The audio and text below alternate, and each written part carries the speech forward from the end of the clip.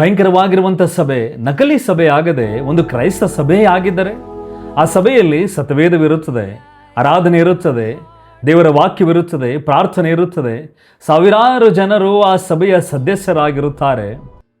ಯೇಸು ಕ್ರಿಸ್ತನ ಕಡೆ ದಿವಸಗಳಲ್ಲಿ ಅನೇಕ ಜನರನ್ನು ನಾನು ನಿಮ್ಮ ಗುರಿತು ಕಾಣೆನು, ನಾನು ಅರಿಯನು ಎಂದು ಎಚ್ಚರಿಸಿದ್ದಾನೆ. ನಕಲಿ ಸಭೆ ಹೇಗೆ ಕಾಣಿಸುವಂಥದ್ದಾಗಿದೆ? ಇದನ್ನು ನಾವು ಸತ್ಯವೇದದಿಂದ ಆ ನಕಲಿ ಸಭೆಯ ಗುರುತುಗಳನ್ನು ತಿಳಿದುಕೊಳ್ಳೋಣ. ಪ್ರಿಯರೇ, ಎಲ್ಲ ಪ್ರೀತಿಯ ದೇವಜನರೇ, ಪ್ರೈಸ್ ಲಾರ್ಡ್, ಜೈ ಕ್ರಿಸ್. ಮತ್ತೊಂದು ವಿಡಿಯೋಕ್ಕೆ ತಮ್ಮೆಲ್ಲರಿಗೂ ಸ್ವಾಗತ. ಹೊಸಬರಾಗಿ ನಮ್ಮ ಈ ಒಂದು ವಿಡಿಯೋಗೆ ನೋಡುತ್ತಿರುವಂಥವರು ನಮ್ಮ ಚಾನಲ್ಗೆ ಸಬ್ಸ್ಕ್ರೈಬನ್ನು ಮಾಡಿರಿ. ಇದೇ ರೀತಿಯಾದ ಮುಂದೆ ಬರ್ತಿರುವಂತಹ ವೀಡಿಯೋಸ್ಗಳು ನೀವು ಮಿಸ್ ಮಾಡಿಕೊಳ್ಳುವುದಿಲ್ಲ. ಈಗಾಗಲೇ ನಮ್ಮ ಚಾನಲ್ಸ್ ಮೆಂಬರ್ಶಿಪ್ಸ್ಗಳಿಗೆ ನಾನು ಕ್ರಿಸ್ತ ನಾಮದಲ್ಲಿ ವಂದಿಸ್ತೇನೆ. ಮತ್ತು ಮೆಂಬರ್ಶಿಪ್ ಆಗಬೇಕು. ವಿಡಿಯೋಸ್ಗಳು ಚೆನ್ನಾಗಿವೆ, ದೇವರ ವಾಕ್ಯ ಮತ್ತು ಆತನ ಒಂದು ವಿಷಯಗಳಲ್ಲಿ ನಾವು ಬೆಳೀತಾ ಇದ್ದೀವಿ ಎಂಬುದಾಗಿ ನಿಮಗೆ ಇಷ್ಟವಾದರೆ ಮೆಂಬರ್ಶಿಪ್ ಆಗಿರಿ ಎಂಬುದಾಗಿ ಕೂಡ ಕೇಳಿಕೊಳ್ಳುತ್ತೇವೆ. ಅದು ನಮ್ಮ ಸೇವೆಗೆ ಸಹಾಯವಾಗಿರುತ್ತದೆ. ಇದು ಬಹಳಷ್ಟು ಮುಖ್ಯವಾಗಿರುವಂಥ ಬೈಬಲ್ ಟಾಪಿಕ್ ಆಗಿದೆ, ಸತ್ಯವೇದದ ವಿಷಯವಾಗಿದೆ. ಸ್ವಲ್ಪ ಲಾಂಗ್ ಆಗಿದೆ, ದೊಡ್ಡದಾಗಿರುವಂಥ ವಿಡಿಯೋ. ಕೊನೆ ತನಕ ನೋಡಿರಿ, ಮಿಸ್ ಮಾಡಿಕೊಳ್ಳಬೇಡ್ರಿ. ನಿಜವಾದ ಸಭೆ ವರ್ಸಸ್ ನಕಲಿ ಸಭೆ, ಈ ಎರಡು ಎಪಿಸೋಡ್ಗಳನ್ನು ನಾವು ನೋಡುವುದಕ್ಕೆ ಹೋಗ್ತಾ ಇದ್ದೇವೆ. ಈ ಒಂದು ಎಪಿಸೋಡ್ ನಕಲಿ ಸಭೆಯ ಎಪಿಸೋಡ್ 1 ಆಗಿದೆ. ಒಂದು ನಕಲಿ ಸಭೆಯು ನಾವು ಯೇಸುವಿನಲ್ಲಿ ನಂಬಿಕೆ ಇಡುವುದಿಲ್ಲ ಎಂಬ ನಾಮ ಫಲಕವನ್ನು ಹೊಂದಿರುವುದಿಲ್ಲ. ಇವುಗಳನ್ನು ಹೊಂದಿರಬಹುದು. ಬೈಬಲ್ ಇರುತ್ತದೆ, ಆರಾಧನೆ, ಬೋಧನೆ, ಪ್ರಾರ್ಥನೆ, ಕ್ರೈಸ್ತ ಭಾಷೆ, ಕ್ರೈಸ್ತ ನಾಯಕರು, ದೊಡ್ಡ ಸಮೂಹ, ಸೇವೆಗಳು, ಅದ್ಭುತ ಹೇಳಿಕೆಗಳು. ಅತ್ಯಂತ ಅಪಾಯಕಾರಿ ಸಭೆಯು ನಕಲಿಯಾಗಿ ಕಾಣುವ ಸಭೆಯಲ್ಲ, ಬದಲಾಗಿ ಕ್ರೈಸ್ತ ಸಭೆಯಂತೆಯೇ ಕಾಣುವ ಸಭೆಯಾಗದಿದ್ದರೆ ಹೇಗೆ? ಯಾಕೆ ನಾವು ಇದರ ವಿಷಯವಾಗಿ ಎಚ್ಚರಗೊಳ್ಳಬೇಕು? ಯಾಕಂದರೆ ನಮ್ಮ ಕರ್ತನಾದ ಯೇಸು ಕ್ರಿಸ್ತನು ಮತ್ತಾಯನ ಬರೆದ ಸುವಾರ್ತೆ 7ನೇ ಅಧ್ಯಾಯ 15ನೇ ವಚನ 21ರಿಂದ 23ನೇ ವಚನ ತನಕ ಆತನು ಹೇಳಿದ್ದಾನೆ, ಕುರಿವೇಷ ಹಾಕಿಕೊಂಡು ನಿಮ್ಮ ಬಳಿಗೆ ಬರುತ್ತಾರೆ, ಸುಳ್ಳು ಪ್ರವಾದಿಗಳು ಬರುತ್ತಾರೆ, ಅವರ ಬಗ್ಗೆ ನೀವು ಎಚ್ಚರವಾಗಿರಬೇಕು ಎಂದು ಯೇಸು ಕ್ರಿಸ್ತನ ನಮ್ಮನ್ನು ಈಗಾಗಲೇ ಎಚ್ಚರಿಸಿದ್ದಾನೆ ಆತನ ವಾಕ್ಯದಲ್ಲಿ. ಮತ್ತು ಕರ್ತನೆ ಕರ್ತನೆ, ಸ್ವಾಮಿ ಸ್ವಾಮಿ ಎಂದು ಹೇಳುವಂಥವರು ಬಹಳಷ್ಟು ಜನ ಇರುತ್ತಾರೆ, ಆದರೆ ಅವರು ಪರಲೋಕ ರಾಜ್ಯಕ್ಕೆ ಸೇರುವುದಿಲ್ಲ. ಅವರಿಗೆ ಯೇಸು ಕ್ರಿಸ್ತನು ಕೊನೆಯದಾಗಿ ನಿಮ್ಮ ಗುರುತು ನಾನು ಕಾಣೆನು, ನಿಮ್ಮನ್ನು ನಾನು ಅರಿಯನು ಎಂಬುದಾಗಿ ಆತನು ಹೇಳುತ್ತಾನೆ. ನಕಲಿ ಸಭೆ ಅಂದರೆ ನಾವು ಏನು ಅರ್ಥ ಮಾಡಿಕೊಳ್ಳುವಂಥದ್ದಾಗಿದೆ, ಅದರ ಅರ್ಥವೇನು? ಇಲ್ಲಿ 3 ವಿಭಾಗಗಳನ್ನು ನಾವು ನೋಡಿಕೊಳ್ಳೋಣ. ಮೊದಲನೇದಾಗಿ ಅಪೂರ್ಣ ಸಭೆ ಆಗಿರುತ್ತದೆ. ಅಂದರೆ ಅಪೂರ್ಣ ಸಭೆ ಅಂದರೆ ದೌರ್ಬಲ್ಯಗಳಿರುತ್ತವೆ, ವೈಫಲ್ಯಗಳಿರುತ್ತವೆ, ಮತ್ತು ಕ್ರಿಸ್ತನಿಗೆ ಬದ್ಧವಾಗಿ ಮತ್ತು ತಿದ್ದುಪಡಿಯನ್ನು ಸ್ವೀಕರಿಸುತ್ತದೆ. ಏನಾದರೂ ತಪ್ಪು ಆಗುತ್ತಾ ಇದ್ದರೆ ಸಭೆಯಲ್ಲಿ ಅದನ್ನು ಸ್ವೀಕರಿಸುತ್ತದೆ. ಆದರೆ ಇನ್ನೊಂದು ತರಹದ ಸಭೆ ರಾಜಿ ಮಾಡಿಕೊಳ್ಳುವಂತಹ ಸಭೆ. ಇದು ಗಂಭೀರವಾಗಿ ಸಿದ್ಧಾಂತಗಳು, ಅಂದರೆ ನಮ್ಮ ಸತ್ಯವೇದದ ನಂಬಿಕೆಗಳು, ಸಿದ್ಧಾಂತಗಳು, ಆ ಸಿದ್ಧಾಂತಗಳಲ್ಲಿಯೇ ಅವರ ಸಮಸ್ಯೆಗಳು ಹೊಂದಿರುತ್ತದೆ. ಇನ್ನೊಂದು ನಕಲಿ ಸ್ವರೂಪ ಹೊಂದಿಕೊಂಡಿರುವಂತಹ ಸಭೆ.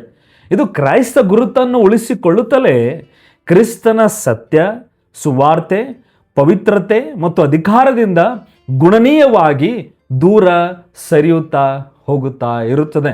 ಸಭೆಯಾಗಿದ್ದೇವೆ ಎಂದು ತೋರಿಸಿಕೊಳ್ಳುವಂಥದ್ದಾಗಿರುತ್ತದೆ, ಆದರೆ ಮೆಲ್ಲಗೆ ಮೆಲ್ಲಗೆ ದೇವರಿಂದ ದೂರ ಸರಿಯುತ್ತದೆ. ಯಾಕಂದರೆ ಇದು ಎಲ್ಲ ಬರೀ ತೋರಿಸಿಕೊಳ್ಳುವುದಕ್ಕೋಸ್ಕರ ಮಾತ್ರ ಇರುತ್ತದೆ. ಇದೇ ನಕಲಿ ಸಭೆಯಾಗಿದೆ. ಈ ಒಂದು ನಕಲಿ ಸಭೆಯ ಗುರುತುಗಳು ಬಹಳಷ್ಟಿವೆ. ಆ ಒಂದು ಗುರುತುಗಳನ್ನು ನಾವು ಒಂದೊಂದಾಗಿ ನೋಡಿಕೊಳ್ಳೋಣ. ಮೊದಲನೇದಾಗಿರುವಂತಹ ನಕಲಿ ಸಭೆಯ ಗುರುತು, ಕ್ರಿಸ್ತನು ಸಭೆಗೆ ಶಿರಸ್ಸಾಗಿರಬೇಕು. ಆದರೆ ಕ್ರಿಸ್ತನು ಸಭೆಗೆ ಶಿರಸ್ಸಾಗಿರುವಂಥ ಸ್ಥಾನದಲ್ಲಿ ಅವರು ಬೇರೆಯೊಂದರಿಂದ ಬದಲಾಯಿಸಿಕೊಳ್ಳುತ್ತಾರೆ. ಬೇರೆಯೊಂದರಿಂದ ಅಂದರೆ ಯಾವ್ಯಾವು? ವ್ಯಕ್ತಿತ್ವ, ಹಣ. ಬರೀ ಹಣ ಒಂದು ವಿಷಯಗಳಿಗೋಸ್ಕರ ಒಂದು ಸಭೆ ಮಾಡುವಂಥ ಕಾರ್ಯಗಳು, ಯಾವುದೇ ಕಾರ್ಯಗಳನ್ನು ಮಾಡಲಿ ಹಣಕ್ಕೋಸ್ಕರ, ಯಶಸ್ಸೋಸ್ಕರ. ನನ್ನ ಸಭೆ ದೊಡ್ಡದಾಗಿರಬೇಕು, ನಾನು ಬಹಳಷ್ಟು ಬೆಳೆಯಬೇಕು, ನನ್ನ ಸಭೆ ಸಕ್ಸಸ್, ಯಶಸ್ಸು ಕಾಣಬೇಕು. ಸಂಪ್ರದಾಯ, ಇದು ಸಂಪ್ರದಾಯ ಇದೆ. ಸತ್ಯವೇದ ಏನೇ ಹೇಳಲಿ ಬಿಡ್ರಿ, ಸತ್ಯವೇದ ಹೇಳುವಂಥದ್ದು ಬಹಳಷ್ಟು ಅವಶ್ಯಕತೆ ಇಲ್ಲ. ಇದು ಸಂಪ್ರದಾಯದಿಂದ ನಡೆದುಕೊಂಡು ಬಂದಿದೆ, ಇದನ್ನು ನೀವು ಪಾಲನೆ ಮಾಡಲೇಬೇಕು. ಯೇಸು ಕ್ರಿಸ್ತನಿಗಿಂತ ಸಂಪ್ರದಾಯ ಬಹಳಷ್ಟು ಮುಖ್ಯವಾಗಿರುವಂಥದ್ದು. ಅಥವಾ ಒಂದು ಖ್ಯಾತ ನಾಯಕ, ಒಬ್ಬ ಲೀಡರ್ ಇರ್ತಾನೆ ಒಂದು ಸಭೆಯಲ್ಲಿ, ಅವನು ಹೇಳಿರುವಂಥದ್ದೇ ಎಲ್ಲ, ವಾಕ್ಯವೂ ಇಲ್ಲ, ಸಭಾ ಪಾಲಕರು, ಸೇವಕರು ಇಲ್ಲ. ಆದರೆ ಆ ಒಬ್ಬ ಲೀಡರ್, ಖ್ಯಾತ ನಾಯಕನೇ ದೊಡ್ಡವನಾಗಿರ್ತಾನೆ. ಸಭೆ ಅಂದರೆ ಆ ನಾಯಕ ಹೆಸರು ಬರುತ್ತದೆ, ಇನ್ನೊಂದು ಹೆಸರು. ಯಾಕಂದರೆ ಕ್ರಿಸ್ತನು ಇರಬೇಕಾಗಿರುವಂಥ ಎಲ್ಲ ಮೊದಲನೇ ಸ್ಥಾನದಲ್ಲಿ ಈ ಒಂದು ವಿಷಯಗಳು ಇದ್ದಿರುವಂಥ ಮೊದಲನೇ ಗುರುತಾಗಿದೆ. ಅದಕ್ಕೋಸ್ಕರ ಸಭೆಯು ಕ್ರಿಸ್ತನನ್ನು ಘನಪಡಿಸಲು ವೇದಿಕೆಯನ್ನು ಬಳಸುವ ಬದಲು ಸಭೆ ಕ್ರಿಸ್ತನಿಗೆ ಘನಪಡಿಸುವುದಕ್ಕೋಸ್ಕರ ವೇದಿಕೆಗಳನ್ನು ಬಳಸಿಕೊಳ್ಳುವಂಥದ್ದಾಗಿದೆ. ಯಾವ್ಯಾವ ವೇದಿಕೆಗಳಿಂದ ನಾನು ಕ್ರಿಸ್ತನಿಗೆ ಘನಪಡಿಸುತ್ತೇನೆ, ಮಹಿಮೆ ಸಲ್ಲಿಸ್ತೇನೆ ಎಂದು ಸಭೆ ನೋಡುತ್ತದೆ. ಇದು ವಿಷಯ ಮಾಡಿದರೆ ನಾನು ದೇವರಿಗೆ ಮಹಿಮೆ ಸಲ್ಲಿಸ್ತೇನೆ, ಇದು ವಿಷಯ ಮಾಡಿದರೆ ನಾನು ದೇವರಿಗೆ ಮಹಿಮೆ ಸಲ್ಲಿಸ್ತೇನೆ ಅನ್ನುವಂಥ ಸಭೆ ಹುಡುಕುವಂಥದ್ದಾಗಿರುತ್ತದೆ ವೇದಿಕೆ. ಆದರೆ ವೇದಿಕೆಯನ್ನು ನೇಮಿಸಲು ಕ್ರಿಸ್ತನನ್ನೇ ಬಳಸುವಾಗ ಅದರ ಕೇಂದ್ರ ನಂಬಿಕೆ ಬದಲಾಗುವಂಥದ್ದಾಗಿರುತ್ತದೆ ಎಂಬುವ ಅರ್ಥವಾಗಿದೆ. ಅಂದರೆ ಇವರ ಒಂದು ಯಶಸ್ಸಿಗೋಸ್ಕರ, ಇವರ ಬೆಳವಣಿಗೆಗೋಸ್ಕರ, ಸಭೆ ಬೆಳವಣಿಗೆಗೋಸ್ಕರ ಯೇಸು ಕ್ರಿಸ್ತನು ಒಂದು ವೇದಿಕೆಯಾಗಿ ಉಪಯೋಗಿಸಿಕೊಳ್ಳುವಂಥದ್ದೇ ಆಗಿದ್ದರೆ ಅದರ ಕೇಂದ್ರವಾಗಿರುವಂಥ ಒಂದು ಸ್ಥಾನದಲ್ಲಿಯೇ ಬಹಳಷ್ಟು ಭಯಂಕರವಾಗಿರುವಂಥ ಸಮಸ್ಯೆ ಒಳಗೊಂಡಿರುತ್ತದೆ. ಇದು ನಕಲಿ ಸಭೆಯ ಕಡೆಗೆ ಹೋಗುವಂಥದ್ದಾಗಿರುತ್ತದೆ. ಎರಡನೇದಾಗಿರುವಂಥ ಗುರುತು ಸತ್ಯವೇದದ ಸ್ಥಾನದಲ್ಲಿ ಜನರು ಕೇಳಲು ಬಯಸುವ ವಿಷಯಗಳಿಂದ ಬದಲಾಯಿಸಲ್ಪಟ್ಟಿರುತ್ತದೆ. ಅಂದರೆ ಸತ್ಯವೇದ, ದೇವರ ವಾಕ್ಯ ಸತ್ಯ ಏನಿದೆ ಅದೇ ಬೋಧಿಸುವಂಥದ್ದು. ಅದರಲ್ಲಿ ದೇವರು ಕಠಿಣವಾಗಿ ಹೇಳಿರುವಂಥ ವಾಕ್ಯಗಳಾಗಿರಲಿ, ಪಾಪದ ಕುರಿತಾಗಿರಲಿ, ಪರಿಶುದ್ಧತೆಯ ಕುರಿತಾಗಿರಲಿ, ಪಶ್ಚಾತ್ತಾಪದ ಕುರಿತಾಗಿರಲಿ, ಸಭೆಯು ಈ ರೀತಿಯಾಗಿ ಸರಿಪಡಿಸಿಕೊಳ್ಳುವಂಥದ್ದಾಗಿರಲಿ, ಈ ರೀತಿಯಾದ ಕ್ರೈಸ್ತ ಜೀವನದಾಗಿರಲಿ, ಆಶೀರ್ವಾದಗಳದಾಗಿರಲಿ, ದಶಾಂಶದಾಗಿರಲಿ, ಕಾಣಿಕೆ ವಿಷಯಗಳಾಗಿರಲಿ, ಎಲ್ಲ ವಿಷಯಗಳು ಸತ್ಯವೇದ ಏನು ಹೇಳುತ್ತದೆ ಅದು ದೇವರ ವಾಕ್ಯ ಸಭೆಯಲ್ಲಿ ಹೇಳಲ್ಪಡಬೇಕಾದ್ರೆ, ಈ ಎರಡನೇ ಗುರುತು ನಕಲಿ ಸಭೆ ಜನರು ಏನು ಕೇಳುವುದಕ್ಕೆ ಬಯಸ್ತಾರೋ ಅವುಗಳನ್ನು ಮಾತ್ರ ಸಭೆಯಲ್ಲಿ ಹೇಳಲ್ಪಡುತ್ತದೆ. ನಕಲಿ ಸಭೆಯು ಕೇವಲ ಸುಳ್ಳು ಬೋಧಕರಿಂದ ಹೊಂದಿರುವುದಿಲ್ಲ. ಜನರು ತಾವು ಕೇಳಲು ಬಯಸುವುದನ್ನು ಹೇಳುವ ಬೋಧಕರನ್ನು ಆಯ್ಕೆ ಮಾಡಿ ವಾತಾವರಣವನ್ನು ಅದು ಸೃಷ್ಟಿಸುತ್ತದೆ. ಇದು 2 ತಿಮೋಥಿ 4ನೇ ಅಧ್ಯಾಯ 3ರಿಂದ 4ರವರೆಗೆ ಸಂಪೂರ್ಣವಾಗಿ ಬರೆಯಲ್ಪಟ್ಟಿದೆ. ಸ್ಪಷ್ಟವಾಗಿ ತಾವು ಓದಬಹುದು. ಅದಕ್ಕೋಸ್ಕರ ಈ ಒಂದು ನಕಲಿ ಸಭೆ, ಸುಳ್ಳು ಬೋಧಕರು ಮಂದಿ ಮಾತ್ರ ನಕಲಿ ಸಭೆ ಮಾಡುತ್ತಾರೆ, ನಕಲಿ ಸಭೆ ಆಗಿರುತ್ತದೆ ಅಂತಲ್ಲ. ಸುಳ್ಳನ್ನು ಕೇಳುವುದಕ್ಕೆ ಅಪೇಕ್ಷೆ ಹೊಂದಿ ಕುಂತಿರುವಂಥ ಜನರೇ ಇರುತ್ತಾರೆ. ಅವರಿಂದ ಕೂಡ ಈ ಒಂದು ಸುಳ್ಳು ಅಥವಾ ನಕಲಿ ಸಭೆ ಸ್ಥಾಪನೆ ಆಗುತ್ತದೆ. ಆ ಸಭೆಯಲ್ಲಿ ಏನು ನಡೀತಾ ಇರ್ತದೆ? ಒಂದು ಚಕ್ರ, ಆಸೆಯಿಂದ ನೆಚ್ಚಿನ ಬೋಧಕವನ್ನು ಇಟ್ಟುಕೊಳ್ಳುತ್ತಾರೆ. ಆ ನೆಚ್ಚಿನ ಬೋಧಕ ಏನು ಮಾಡುತ್ತಾನೆ? ನೆಚ್ಚಿನ ಸಂದೇಶವನ್ನು ಹೇಳುತ್ತಾನೆ. ಆ ನೆಚ್ಚಿನ ಸಂದೇಶದಿಂದ ಸತ್ಯದ ನಿರಾಕರಣೆ ಆಗುತ್ತದೆ. ಅದರಿಂದ ಸಭೆ ನಕಲಿಯ ಕಡೆಗೆ ಹೋಗುತ್ತದೆ, ನಕಲಿಯಾಗಿ ಉಳಿದುಕೊಳ್ಳುತ್ತದೆ, ದೇವರಿಗೆ ಮಹಿಮೆ ಸಲ್ಲಿಸದೇ ಇರುವಂಥ ಸಭೆಯಾಗಿರುತ್ತದೆ. ಮೂರನೇದಾಗಿರುವಂಥ ಗುರುತು ಸುವಾರ್ತೆ. ಸಭೆಯಲ್ಲಿ ಸುವಾರ್ತೆ ಇರುವಂಥದ್ದು ಬಹಳಷ್ಟು ಮುಖ್ಯ. ಸುವಾರ್ತೆ ಸಭೆ ಇಡೀ ಲೋಕಕ್ಕೆ ಸಾರುವಂಥದ್ದೇ ಸಭೆಯ ಪ್ರಮುಖವಾಗಿರುವಂಥ, ಪ್ರಥಮವಾಗಿರುವಂಥ ಕಾರ್ಯವಾಗಿದೆ. ಈ ಸುವಾರ್ತೆ ಸ್ಥಾನದಲ್ಲಿ ಬೇರೆ ಒಂದು ಸುವಾರ್ತೆ ಬದಲಾಯಿಸಲ್ಪಟ್ಟಿರುತ್ತದೆ ಒಂದು ನಕಲಿ ಸಭೆಯಲ್ಲಿ.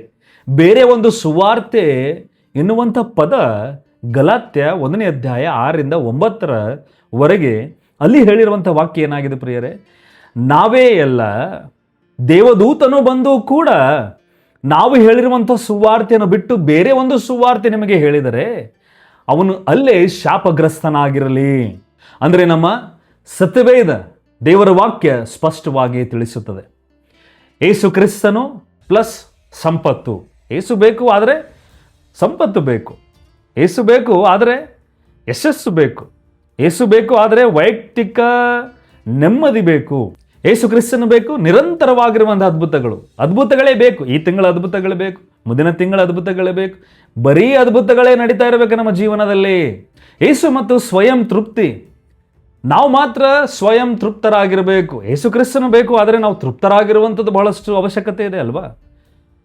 ನಾವು ಮಾತ್ರ ತೃಪ್ತರಾಗಿರಬೇಕು. ಸ್ವಯಂ ಸೆಲ್ಫಿಶ್. ಇದು ಈ ನಕಲಿ ಸಭೆಯಲ್ಲಿ ಬೆಳೆಯುವಂಥ ಎಲ್ಲ ವಿಷಯಗಳು. ಯೇಸು ಕ್ರಿಸ್ತನ ಬೇಕು ಆದರೆ ಇವೆಲ್ಲ ವಿಷಯಗಳು ಬಹಳಷ್ಟು ಮುಖ್ಯವಾಗಿದೆ. ಅದಕ್ಕೋಸ್ಕರ ದೇವರು ಆಶೀರ್ವಾದಿಸ್ತಾನೆ, ಒದಗಿಸ್ತಾನೆ, ವಾಸಿ ಮಾಡುತ್ತಾನೆ ಮತ್ತು ಪ್ರಾರ್ಥನೆಗೆ ಉತ್ತರಿಸ್ತಾನೆ. ಆದರೆ ಆ ಆಶೀರ್ವಾದಗಳು ಸುವಾರ್ತೆಯ ಸ್ಥಾನವನ್ನು ಆಕ್ರಮಿಸಲು ಸಾಧ್ಯವಿಲ್ಲ. ಇವೆಲ್ಲ ವಿಷಯಗಳು ಸುವಾರ್ತೆಯ ಸ್ಥಾನ ಹೇಗೆ ಕೊಡುವುದಕ್ಕೆ ಸಾಧ್ಯ? ಸುವಾರ್ತೆ ನಕಲಿ ಸಭೆಯಲ್ಲಿ ಹೋಗುತ್ತದೆ. ಇಂಥ ಈ ಒಂದು ಆಶೀರ್ವಾದಗಳು ಆ ಸ್ಥಾನವನ್ನು ಪಡೆದುಕೊಂಡು ಆ ಸಭೆಯ ಒಂದು ಮುಖ್ಯವಾಗಿರುವಂಥ ಸ್ಥಾನದಲ್ಲಿ ಸುವಾರ್ತೆ ಇರಬೇಕು. ಆ ಒಂದು ಸ್ಥಾನದಲ್ಲಿ ಈ ಒಂದು ಆಶೀರ್ವಾದಗಳು ಉಳಿದುಕೊಳ್ಳುತ್ತವೆ ಪ್ರಿಯರೇ. ಅದಕ್ಕೋಸ್ಕರ ಈ ಒಂದು ವಿಷಯಗಳನ್ನು ಹೊಂದಿರುವಂಥ ಸಭೆ ನಕಲಿ ಸಭೆ ಆಗಿರುತ್ತದೆ. 4ನೇದಾಗಿರುವಂಥ ಗುರುತು ಪಶ್ಚಾತ್ತಾಪ. ಪ್ರತಿಯೊಂದು ಸಭೆಯಲ್ಲಿ ಪಶ್ಚಾತ್ತಾಪದ ಕುರಿತಾಗಿರುವಂತಹ ವಾಕ್ಯಗಳು ಬೋಧನೆ ಮಾಡುವಂಥದ್ದು ಅಗತ್ಯವಾಗಿದೆ. ಇದು ನಮ್ಮ ಸತ್ಯವೇದ ಬಹಳಷ್ಟು ಪ್ರಮುಖವಾಗಿ ಕಲಿಸುವಂಥದ್ದಾಗಿದೆ. ಆದರೆ ಆ ಪಶ್ಚಾತ್ತಾಪದ ಸ್ಥಾನ ಕಣ್ಮರೆಯಾಗುತ್ತಾ ಇದೆ.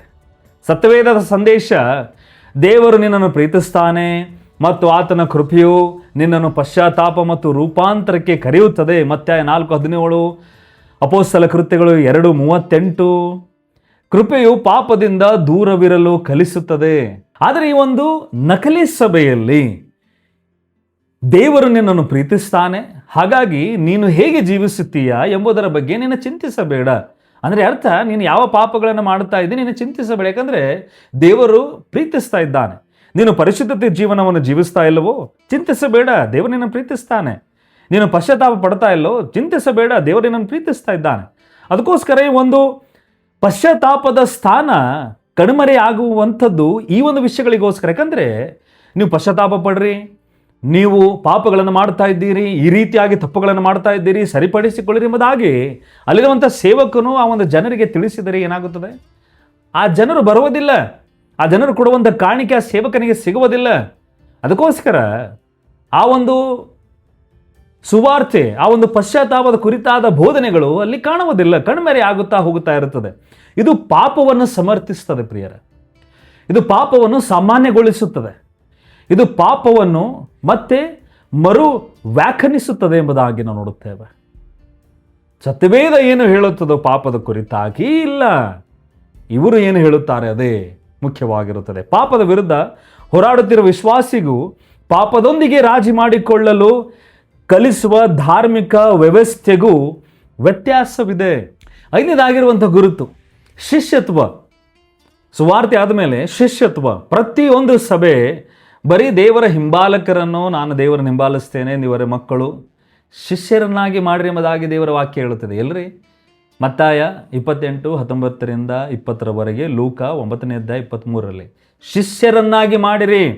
ಎಷ್ಟು ಸಭೆಗಳು ಎಷ್ಟು ಶಿಷ್ಯರನ್ನಾಗಿ ಮಾಡ್ತಾ ಇವೆ? ಇದು ಪ್ರಶ್ನೆ ಮಾಡಿಕೊಳ್ಳುವಂಥ ಪ್ರತಿಯೊಂದು ಸಭೆಗೆ ಆಗಿದೆ. ಈ ಶಿಷ್ಯತ್ವ ಮಾಡಿಕೊಳ್ಳುವಂಥ ಇಲ್ಲ ಮಾಡುವಂಥ ಸ್ಥಾನಕ್ಕೆ ಗ್ರಾಹಕ ಕ್ರಿಶ್ಚಾನಿಟಿಯಿಂದ ಬದಲಾಯಿಸಲ್ಪಡುತ್ತಾ ಇದೆ. ಗ್ರಾಹಕ, ಕನ್ಸ್ಯೂಮರ್ಸ್. ಚರ್ಚ್ನಲ್ಲಿ ಯೇಸು ಕ್ರಿಸ್ತನ ಶಿಷ್ಯರನ್ನಾಗಿದ್ದಾರೆ ಎಂಬುದಾಗಿ ಎಲ್ಲ ಚರ್ಚ್ನಲ್ಲಿ ಕನ್ಸ್ಯೂಮರ್ಸ್ ಬರ್ತಾ ಇದ್ದಾರೆ. ಇವಾಗ ಗ್ರಾಹಕ ಕ್ರಿಶ್ಚಾನಿಟಿ ಎಂದರೆ ಅರ್ಥ ಹಾಜರಾತಿ. ನೀನು ಚರ್ಚ್ಗೆ ಹಾಜರಾಗು ಸಾಕು, ಶಿಷ್ಯತ್ವವು ಬೇಡ. ಸದಸ್ಯತ್ವ, ನಮ್ಮ ಸಭೆಗೆ ನೀವು ಸದಸ್ಯರಾಗ್ರಿ ಸಾಕು. ಸತ್ಯವೇದವು ಏನು ಹೇಳುತ್ತದೆ, ದೇವರ ವಾಕ್ಯ, ಯೇಸು ಕ್ರಿಸ್ತನು, ಅದೆಲ್ಲ ಬೇಡ. ಶಿಷ್ಯತ್ವವನ್ನು ತಿರಸ್ಕರಿಸಿ ಗ್ರಾಹಕ ಕ್ರಿಶ್ಚಾನಿಟಿ, ಗ್ರಾಹಕ ಕ್ರಿಶ್ಚಿಯನ್ಸ್, ಕನ್ಸ್ಯೂಮರ್ ಕ್ರಿಶ್ಚಿಯನ್ಸ್ ಎಂಬುದಾಗಿ ಇದೆಲ್ಲ ಈ ಒಂದು ನಕಲಿ ಸಭೆ ಮಾಡುವಂಥ ಕಾರ್ಯಗಳಾಗಿವೆ, ಗುರುತುಗಳಾಗಿವೆ ಪ್ರಿಯರೇ. ಆರನೇದಾಗಿರುವಂಥ ಗುರುತು ಪವಿತ್ರತೆ. ಸಭೆಯಲ್ಲಿ ಪವಿತ್ರತೆಯ ಕುರಿತಾಗಿರುವಂಥ ಬೋಧನೆಗಳು, ವಾಕ್ಯಗಳು, ಆ ಪವಿತ್ರತೆಯನ್ನು ಕಾಪಾಡಿಕೊಳ್ಳುವಂಥದ್ದು ಸಭೆಯ ಜವಾಬ್ದಾರಿಯಾಗಿದೆ. ಏಕೆಂದರೆ ನಾನು ಪವಿತ್ರನಾಗಿದ್ದೇನೆ, ನೀನು ಕೂಡ ಪವಿತ್ರನಾಗಿರೋ ಎಂಬುದಾಗಿ ನಮ್ಮ ದೇವರು ಹೇಳಿರುವಂಥ ಆಜ್ಞೆ ಆಗಿದೆ. ಈ ಆಜ್ಞೆಯನ್ನು ಪಾಲನೆ ಮಾಡದೆ ಈ ಪವಿತ್ರತೆಯಿಂದ ಇರುವಂಥ ಸ್ಥಾನ ಯಾರಿಗೆ ಹೋಗ್ತಾ ಇದೆ? ಯಾರು ತೆಗೆದುಕೊಳ್ಳುತ್ತಾ ಇದ್ದಾರೆ? ಪ್ರಾಪಂಚಿಕತೆಯಿಂದ ಬದಲಾಯಿಸಲ್ಪಡುತ್ತಾ ಇದೆ. ಪ್ರಾಪಂಚಿಕತೆಯ ವಿಷಯಗಳು ಈ ಪವಿತ್ರತೆ ಸ್ಥಾನಗಳು ತೆಗೆದುಕೊಳ್ಳುತ್ತಾ ಇವೆ ಪ್ರಿಯರ. ಸಭೆ ಹೇಗೆ ಇರಬೇಕು? ಪವಿತ್ರ ಸ್ಥಾನದಲ್ಲಿರಬೇಕು. ಆದರೆ ಸಭೆಯಲ್ಲಿ ನೈತಿಕತೆ, ಲೈಂಗಿಕತೆ, ಗುರುತು, ಹಣ, ಯಶಸ್ಸು, ಅಂತಸ್ತು, ಮನರಂಜನೆ, ಸಂಬಂಧಗಳು, ಅನೇಕ ಸಮಸ್ಯೆಗಳು ಒಳಗೊಳ್ಳುತ್ತಾ ಇವೆ. ಸಮಸ್ಯೆ ಇರುವುದು ಸಭೆಯ ಸಂಸ್ಕೃತಿಯೊಂದಿಗೆ ಬೇರೆಯುವುದರಲ್ಲೆಲ್ಲ, ಬದಲಾಗಿ ಸಂಸ್ಕೃತಿಯ ಸಭೆಯನ್ನು ಮರು ರೂಪಿಸುವ ಅಧಿಕಾರವದಾಗಿ ಸಮಸ್ಯೆ ಉದ್ಭವಿಸುತ್ತದೆ. ಸಭೆಯು ಸಂಸ್ಕೃತಿಯನ್ನು ಶಿಷ್ಯರನ್ನಾಗಿ ಮಾಡುತ್ತದೆಯೇ ಅಥವಾ ಸಂಸ್ಕೃತಿಯೇ ಸಭೆಯನ್ನು ಶಿಷ್ಯರನ್ನಾಗಿ ಮಾಡುತ್ತಿದೆ? ಇಲ್ಲಿ ಸಂಸ್ಕೃತಿ ಅಂದರೆ ನಮ್ಮ ಒಂದು ಒಳ್ಳೆಯದಾಗಿರುವಂಥ ಸಂಸ್ಕೃತಿ ಅಲ್ಲ, ನಮ್ಮ ಕರ್ನಾಟಕ ರಾಜ್ಯದ ಸಂಸ್ಕೃತಿ.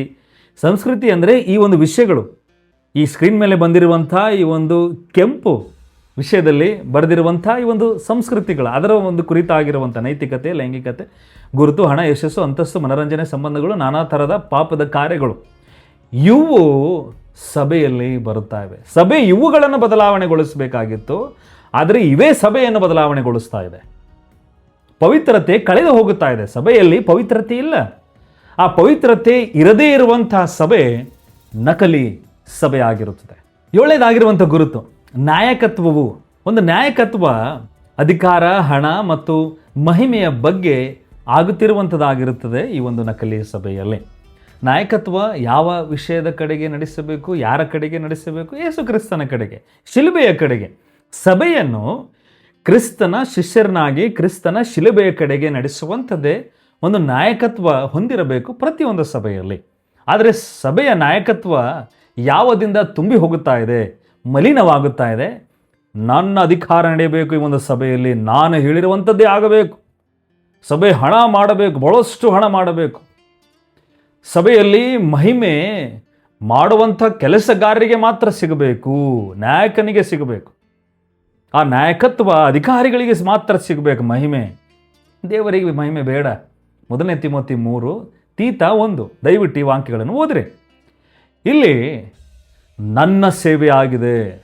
ಸಭಾಪಾಲಕನು ಕೂಡ ಹೇಳುತ್ತಾನೆ, ನಾಯಕತ್ವ ಹೊಂದಿರುವಂಥವನು, ನಾನು ಅಧಿಕಾರ ಮಾಡುತ್ತೇನೆ, ಇದು ನನ್ನ ಸಭೆ, ಇದು ನನ್ನ ಸೇವೆ, ಇದು ನನ್ನ ಹಿಂಬಾಲಿಕರು, ಇವರು, ಇದು ನನ್ನ ವೇದಿಕೆ ಆಗಿದೆ. ಆದರೆ ಸಭೆಯು ಕ್ರಿಸ್ತನಿಗೆ ಸೇರಿದ್ದಾಗಿದೆ ಎಂಬುದಾಗಿ ಈ ಅನೇಕ ನನ್ನ ನನ್ನ ನನ್ನ ಎಂದು ಹೇಳಿಕೊಳ್ಳುವಂಥವರು ಮರೆತು ಹೋಗುತ್ತಾ ಇದ್ದಾರೆ ಪ್ರಿಯರೇ. ಅನೇಕ ಸೇವೆಗಳನ್ನು ನೋಡ್ತಾ ಇದ್ದೇವೆ, ಇವರು ನನ್ನ ಹಿಂಬಾಲಿಕರು. ಇವಾಗ ಈ ಒಂದು ವಾಕ್ಯವನ್ನು ನೋಡ್ತಾ ಇದ್ದೀರಿ, ನಾವು ಸತ್ಯವಾಕ್ಯ ಚಾನಲ್ ಸಬ್ಸ್ಕ್ರೈಬರ್ಸ್ ಎಂಬುದಾಗಿ ಹೇಳಿಕೊಳ್ಳಿರಿ ಎಂಬುದಾಗಿ ಬೇಡ. ದೇವರ ಮಕ್ಕಳು ಸಾಕು, ಕ್ರಿಸ್ತನ ಶಿಷ್ಯರು ಸಾಕು. ಇದೇ ನಮಗೆ ಬೇಕಾಗಿರುವಂಥ, ದೇವರು ನೋಡುವಂಥ ಆತನ ದೃಷ್ಟಿಯಿಂದ ನಮಗೆ ಕರೆಯುವಂಥ ಮಾತಾಗಿದೆ. ಆತನ ಮಕ್ಕಳು, ಆತನ ಶಿಷ್ಯರು, ಆತನ ಮಗನೂ ಮಗಳು ನನ್ನ ಹಿಂಬಾಲಿಕರು, ಇದು ನನ್ನ ವೇದಿಕೆ ಆಗಿದೆ. ಈ ನನ್ನ ಎನ್ನುವಂಥ ಗರ್ವ, ಅಹಂಕಾರ ತುಂಬಿರುವಂಥದ್ದಾಗಿರುತ್ತದೆ. ನಾಯಕತ್ವ ಈ ಕಡೆ ಹೋಗುತ್ತಾ ಇರ್ತದೆ. ಎಲ್ಲಿ? ನಕಲಿ ಸಭೆ. ಸುಳ್ಳು ಬೋಧನೆಯನ್ನು ಸಹಿಸಿಕೊಳ್ಳಲಾಗುತ್ತದೆ. ಇದು ಎಂಥ ದೊಡ್ಡದಾಗಿರುವಂಥ ಪಾಪ. ಅಂದರೆ ಸಭೆಯಲ್ಲಿ ಸುಳ್ಳು ಬೋಧನೆಗಳನ್ನು ಹೇಳುತ್ತಿರುವಾಗ ಆ ಸಭೆಗೆ ಯಾವುದೇ ರೀತಿಯಾದ ಕಷ್ಟವಾಗುವುದಿಲ್ಲ. ಆ ಸಭೆ ಅದನ್ನು ಸ್ವೀಕರಿಸ್ತದೆ. ಸ್ವಲ್ಪ ಸತ್ಯವನ್ನು ಹೊಂದಿರುವುದು ಪ್ರತಿಯೊಂದು ಬೋಧನೆಯನ್ನು ಸ್ವೀಕಾರವನ್ನಾಗಿ ನಾವು ತೆಗೆದುಕೊಳ್ಳುತ್ತೇವೆ, ಸ್ವೀಕಾರ ಅರ್ಹ ಮಾಡುವುದಿಲ್ಲ. ಸ್ವಲ್ಪ ಸತ್ಯವಿದೆ ಸಾಕು. ಸ್ವಲ್ಪ ಸತ್ಯ ಸ್ವಲ್ಪ ಇರುವುದಿಲ್ಲ, ಸತ್ಯ ಸಂಪೂರ್ಣವಾಗಿ ಸತ್ಯವಿರುತ್ತದೆ. ಎಲ್ಲಿ ಇರುತ್ತದೆ ಸ್ವಲ್ಪ ಸತ್ಯ, ಎಲ್ಲಿಯೂ ಕೂಡ ಇರುವುದಿಲ್ಲ. ಸತ್ಯ ಅಂದರೆ ಸಂಪೂರ್ಣವಾಗಿರುವಂಥ ಸತ್ಯ ಇರುತ್ತದೆ.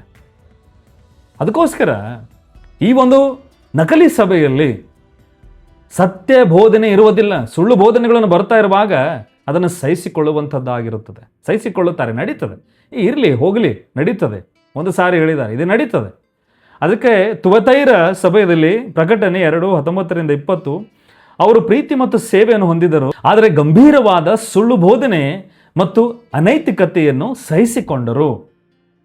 ಪ್ರಕಟಣೆಯಲ್ಲಿ ಬರೆದಿರುವಂಥದ್ದಾಗಿದೆ. ಇದು ಆಗುತ್ತದೆ, ಆಗುತ್ತಾ ಇದೆ.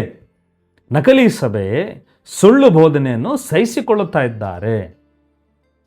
ಸುಳ್ಳು ಬೋಧನೆಯನ್ನು ಸಹಿಸಿಕೊಳ್ಳುತ್ತಾ ಇದ್ದಾರೆ. ಅಲ್ಲಿ ಯಾವುದೇ ರೀತಿಯಾದ ಅವರಿಗೆ ಪ್ರಾಬ್ಲಮ್ ಆಗ್ತಾ ಇಲ್ಲ, ಸಮಸ್ಯೆ ಆಗ್ತಾ ಇಲ್ಲ, ಕಷ್ಟ ಆಗ್ತಾ ಇಲ್ಲ. ಹೇಗೆ ನಾನು ಸುಳ್ಳು ಬೋಧನೆ ಕೇಳಿ? ನಮ್ಮ ವಾಕ್ಯವು ಸತ್ಯವಾಗಿದೆ, ಸತ್ಯವನ್ನೇ ನಾವು ಕೇಳಬೇಕು. ಬಹಳಷ್ಟು ಪ್ರಮುಖವಾಗಿರುವಂಥ ಸಿದ್ಧಾಂತಗಳಲ್ಲಿ ಯೇಸು ಕ್ರಿಸ್ತನ ವಿಷಯದಲ್ಲಿ ಸುಳ್ಳು, ಪಶ್ಚಾತ್ತಾಪದ ಕುರಿತಾಗಿ ಸುಳ್ಳು, ಸುವಾರ್ತೆ ಕುರಿತಾಗಿ ಸುಳ್ಳು, ಶಿಲುಬೆ ಕುರಿತಾಗಿ ಸುಳ್ಳು, ಅನೇಕ ನಮ್ಮ ಒಂದು ಮುಖ್ಯವಾಗಿರುವಂಥ ಸಿದ್ಧಾಂತಗಳಲ್ಲಿಯೇ ಸುಳ್ಳನ್ನು ಹೇಳುತ್ತಿರುವಾಗಲೂ ಕೂಡ ಇರಲಿ, ಸಹಿಸಿಕೊಳ್ಳೋಣ. ಅದಕ್ಕೋಸ್ಕರ ಒಂದು ಸಭೆಯು ದೇವರ ಸತ್ಯವನ್ನು ಮೀರುವುದಕ್ಕಿಂತ ಹೆಚ್ಚಾಗಿ ಜನರ ನೋವನ್ನು ಉಂಟು ಮಾಡಲು ಹೆದರಿದಾಗ ಅದು ಅಪಾಯಕಾರಿಯಾಗಿರುತ್ತದೆ. 9ನೇದಾಗಿರುವಂಥ ಗುರುತು ಖ್ಯಾತಿಯು ಅಥವಾ ಪ್ರಸಿದ್ಧತೆಯು. ಅಂದರೆ ಸಭೆ ಬಹಳಷ್ಟು ದೊಡ್ಡದಾಗಿ ಖ್ಯಾತಿಯಾಗಿರಬೇಕು, ಪ್ರಸಿದ್ಧವಾಗಿರಬೇಕು ಎನ್ನುವಂಥ ಕಡೆಗೆ ಹೋಗುತ್ತಿರುವಾಗ ಆತ್ಮಿಕ ನೈಜತೆಯನ್ನು ಬದಲಾಯಿಸಿಕೊಳ್ಳುತ್ತದೆ. ಅಂದರೆ ಆತ್ಮಿಕವಾಗಿರುವಂಥ ವಿಷಯಗಳು ಮೆಲ್ಲಗೆ ಮೆಲ್ಲಗೆ ಕಳೆದುಕೊಳ್ಳುವಂಥದ್ದು ಕೂಡ ಇರುತ್ತದೆ ಇಂಥ ಒಂದು ನಕಲಿ ಸಭೆಯಲ್ಲಿ. ಇವಾಗ ಎಲ್ಲ ಸಭೆಗಳು ದೊಡ್ಡದಾಗುತ್ತಿರುವಾಗ ಆತ್ಮಿಕ ಜೀವನವನ್ನು ಕಳೆದುಕೊಳ್ಳುತ್ತಾ ಇದೆ ಎಂಬುದಾಗಿ ನಾನು ಹೇಳುತ್ತಾ ಇಲ್ಲ. ಆದರೆ ದೊಡ್ಡದಾಗ್ತಾ ಇರುವಾಗ ಈ ಒಂದು ಆತ್ಮೀಕವಾಗಿರುವಂತಹ ವಿಷಯಗಳು ಮೆಲ್ಲಗೆ ಮೆಲ್ಲಗೆ ಕಾಣೆ ಆಗುತ್ತಾ ಹೋಗುತ್ತಾ ಇರುತ್ತವೆ. ಇವಾಗ ಜನರು ಏನನ್ನು ನೋಡುತ್ತಾರೆ? ಸಜೀವವಾಗಿದೆ, ದೊಡ್ಡದಾಗಿದೆ ಸಭೆ, ಬಹಳಷ್ಟು ಚೆನ್ನಾಗಿದೆ, ದೇವರ ವಾಕ್ಯವಿದೆ, ಪ್ರಸನ್ನತೆ ಇದೆ, ಅಲ್ಲಿ ದೇವರ ಸನ್ನಿಧಾನವಿದೆ, ದೇವರು ನಡೆಸ್ತಾ ಇದ್ದಾರೆ ಎಂಬುದಾಗಿ ನೋಡುತ್ತಾರೆ. ಆದರೆ ಅಲ್ಲಿ ಅಂಥ ಒಂದು ದೊಡ್ಡದಾಗಿರುವಂಥ ಸಭೆಯಲ್ಲಿ ಭಾರೀ ಹಾಜರಾತಿ ಆಗಿರುತ್ತದೆ. ಬಹಳಷ್ಟು ಜನರು ಹಾಜರಾಗಿರುತ್ತಾರೆ. ಆಕರ್ಷಕ ಕಟ್ಟಡಗಳಿರ್ತವೆ, ಬಹಳಷ್ಟು ಆಕರ್ಷಣೆ ಹೊಂದಿರುವಂಥ, ಹೋದರೆ ಬಹಳಷ್ಟು ಸುಂದರವಾಗಿ ಕಟ್ಟಡಗಳನ್ನು ಕಾಣಿಸುತ್ತವೆ. ವ್ಯಾಪಕವಾದ ಆನ್ಲೈನ್ ತಲುಪುವಿಕೆ ಇರ್ತದೆ. ಅಂದರೆ ಆನ್ಲೈನ್ ಕೂಡವೂ ಎಲ್ಲ ಭಾಷೆಗಳಲ್ಲಿ ತಲುಪಿಸುವಂಥ ಕಾರ್ಯಗಳು ಕೂಡ ಇರ್ತವೆ. ಮತ್ತು ಪ್ರಸಿದ್ಧ ಭಾಷಣಕಾರರು ಒಬ್ಬರನ್ನು ಬಿಟ್ಟು ಇನ್ನೊಬ್ಬರು ಬಹಳಷ್ಟು ಒಳ್ಳೆ ರೀತಿಯಿಂದ ಆ ವಾಕ್ಯ, ಆ ಒಂದು ಭಾಷಣ ಮಾಡುವಂಥ, ಇಂಗ್ಲೀಷ್ನಲ್ಲಿ ನರೇಷನ್ ಎಂಬುದಾಗಿ ಹೇಳುತ್ತೇವೆ, ಆ ರೀತಿಯಾಗಿ ಹೇಳುವಂಥವ್ರು ಪ್ರಸಿದ್ಧ ಭಾಷಣಕಾರರು. ಅತ್ಯುತ್ತಮ ನಿರ್ಮಾಣ, ಬಹಳಷ್ಟು ಸುಂದರವಾಗಿ ನಿರ್ಮಾಣ ಮಾಡಿರುವಂಥ ಸಭೆ, ಎಲ್ಲ ರೀತಿಯಿಂದ ಎಲ್ಲ ಕಡೆ ನೋಡ್ರಿ, ಯಾವುದೇ ಆ್ಯಂಗಲ್ನಿಂದ ನೋಡಿದ್ರೂ ಕೂಡ ಒಳ್ಳೆ ರೀತಿಯಿಂದ ಕಾಣಿಸುವಂಥದ್ದು. ಆರ್ಥಿಕವಾಗಿ ಯಶಸ್ಸು. ಅದಕ್ಕೋಸ್ಕರ ಯೇಸು ಕ್ರಿಸ್ತನ ಹೇಗೆ ನೋಡುತ್ತಾನೆ? ನಿರ್ಜೀವ, ಅಲ್ಲಿ ಜೀವವೇ ಇಲ್ಲ. ಯಾಕಂದರೆ ಅವರು ತೋರಿಸಿಕೊಳ್ಳುವುದಕ್ಕೆ ಇವೆಲ್ಲ ವಿಷಯಗಳಿವೆ, ಅಲ್ಲಿ ಆತ್ಮಿಕವಾಗಿರುವಂಥ ವಿಷಯಗಳೇ ಇಲ್ಲ. ಇವಾಗ ಆತ್ಮಿಕವಾಗಿರುವಂಥ ವಿಷಯಗಳೆಂದರೆ ನಾವು ಪ್ರಾರಂಭದಿಂದ ಏನೇನು ಗುರುತುಗಳನ್ನು ನೋಡಿಕೊಂಡು ಬರ್ತಾ ಇದ್ದೇವೋ ಅವೆಲ್ಲವೂ ಮೆಲ್ಲಗೆ ಕಣ್ಮರೆಯಾಗುತ್ತಿರುವಂಥವಾಗಿರುತ್ತವೆ ಇಂಥ ಒಂದು ಸಭೆಗಳಲ್ಲಿ. ಅದಕ್ಕೆ ನಕಲಿ ಸಭೆ ಈ ಒಂದು ಗುರುತು ಆಗಿರುತ್ತದೆ. ಇದು ಗುರುತಾಗಿದೆ.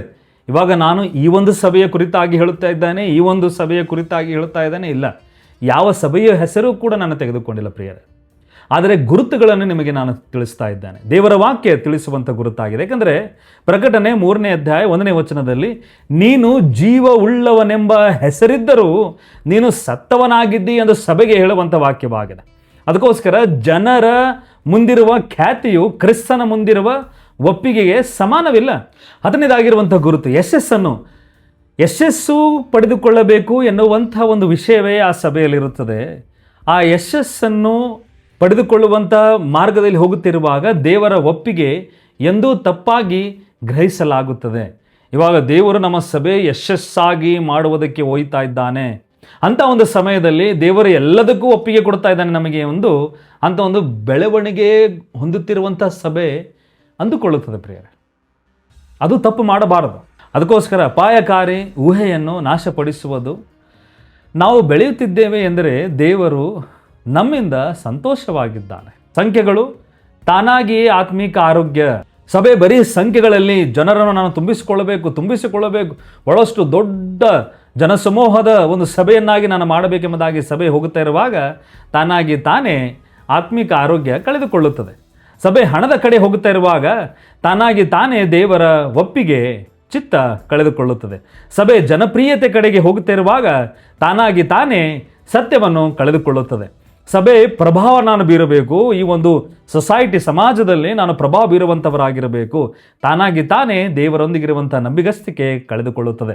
ಸಭೆ ನಾನು ಬೆಳೆಯಬೇಕು, ಬಹಳಷ್ಟು ದೊಡ್ಡ ಬೆಳವಣಿಗೆ ಹೊಂದಬೇಕು ಎಂದು ಹೇಳಿ ಹೋಗುತ್ತಾ ಇರುವಾಗ ತಾನಾಗಿ ತಾನೇ ಶಿಷ್ಯತ್ವವನ್ನು ಕಳೆದುಕೊಳ್ಳುತ್ತದೆ. ಲೋಕವು ಯಶಸ್ಸನ್ನು ಅಳೆಯುವ ರೀತಿಗೂ ದೇವರ ನಂಬಿಗಸ್ತಿಕೆಯನ್ನು ಅಳೆಯುವ ರೀತಿಗೂ ಬಹಳಷ್ಟು ವ್ಯತ್ಯಾಸವಿದೆ. ಈ ರೀತಿಯಾಗಿ ಇವೆಲ್ಲ ವಿಷಯಗಳು ಹೊಂದಿಕೊಂಡು ನಡೆಸಿಕೊಂಡು ಹೋಗುತ್ತಿರುವಾಗ ಒಂದು ಸಭೆ ನಕಲಿ ಸಭೆಯಾಗುವಂಥದ್ರಲ್ಲಿ ಯಶಸ್ಸಾಗಿರುತ್ತದೆ. ಅತ್ಯಂತ ಆಘಾತಕಾರಿ ಎಚ್ಚರಿಕೆ. ಮತ್ತೆ 7ಕ್ಕೆ ಹಿಂತಿರುಗೋಣ. ಜನರು ಪ್ರವಾದನೆ, ದೆವ್ವಗಳನ್ನು ಓಡಿಸುವುದು ಮತ್ತು ಅದ್ಭುತಗಳನ್ನು ಮಾಡಿದಾಗ ಹೇಳಿಕೊಳ್ಳುತ್ತಾರೆ, ಅದೂ ಕೂಡ ಆತನ ಹೆಸರಿನಲ್ಲಿ.